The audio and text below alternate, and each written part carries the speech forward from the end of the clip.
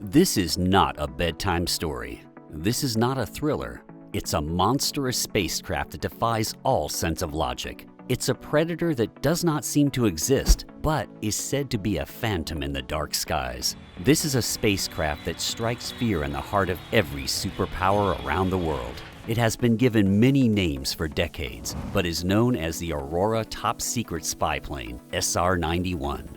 What is the Aurora Top Secret spy plane? Is it a mystery or does it exist? What monstrous capabilities does it possess? We know you must be wondering about all this now. Well, make yourself comfortable, stick around and keep watching as we explore the possibilities of this legend.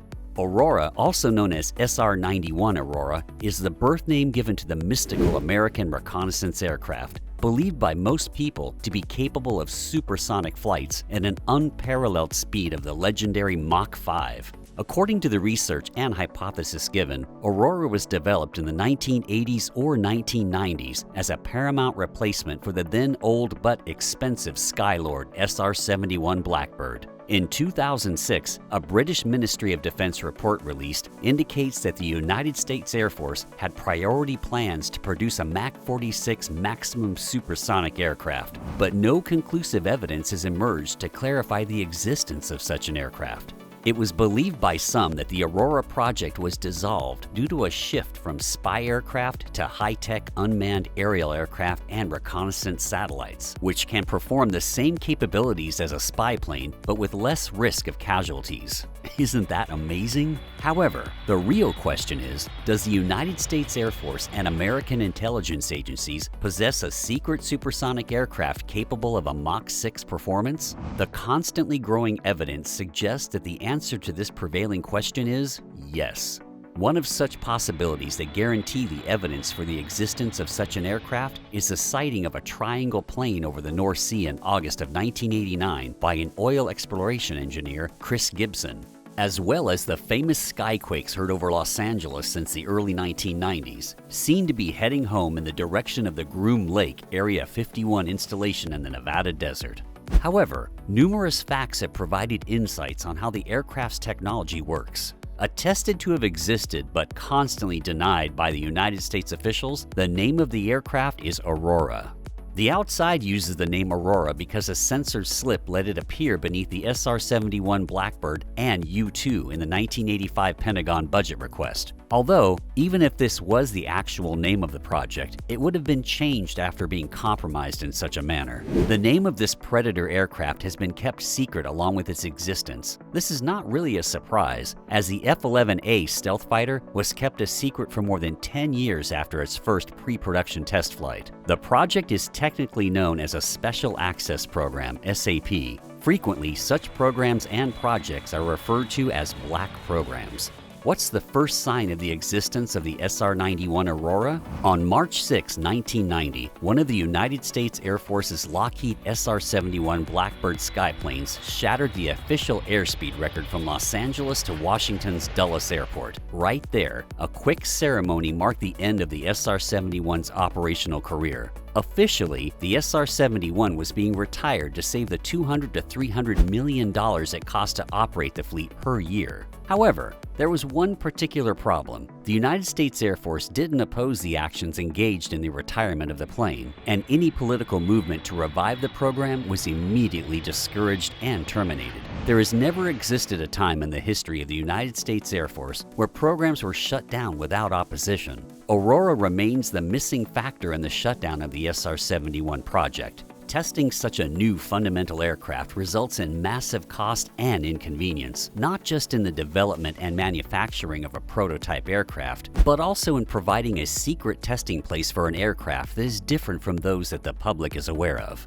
A 1994 memoir by Ben Rich, former director of the Lockheed, The Martian Skunk Works, went far as to clarify the confusion that was inherent and happening. He said, Aurora was simply the funding codename assigned to the B-2 program by a colonel working in the Air Force Black Force. He continued, somehow the name leaked out during congressional appropriation hearings. The media picked up the Aurora item in the budget, and rumors surfaced that it was a top secret mission assigned to the Skunk Works to build America's first supersonic plane. That story still persists to date, even though Aurora was the code name for the B-2 competition funding. He also commented that, although I expect few in the media to believe me, there is no code for the hypersonic plane because it simply does not exist. Another evidence or proposed sighting that may prove the existence of the Aurora was a crash at the Royal Air Force Boscombe located in Wiltshire on 26 September 1994. The crash appeared closely linked to black missions, according to a report in the Air Force Monthly.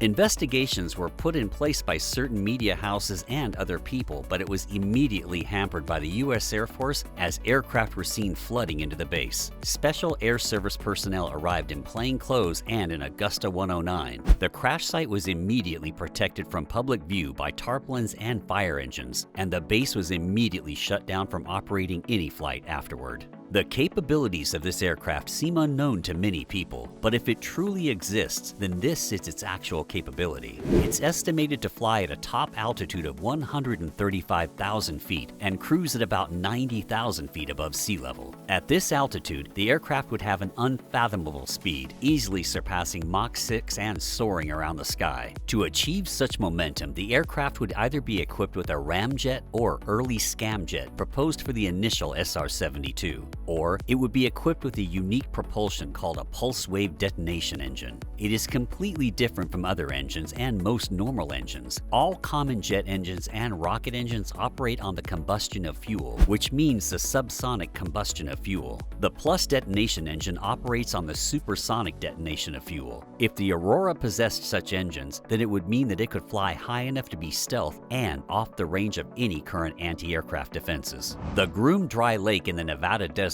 is home to one of America's elite secret proving grounds, which was Aurora's most likely test location. Comparing today's Groom Lake with images of the base in the 1970s, it's apparent many of the larger buildings and hangars were innovated during the recent decades. The Groom Lake test has a facility that has a lakebed runway which is 6 miles long, twice as long as the longest normal runway in the United States. However, the reason for such a long runway is determined by the distance an aircraft requires to accelerate to a flying speed, or the distance that the aircraft needs to reduce its velocity while landing. That distance is proportional to the speed at which takeoff or liftoff takes place. Usually, very long runways are designed for aircraft with very high minimum flying speeds.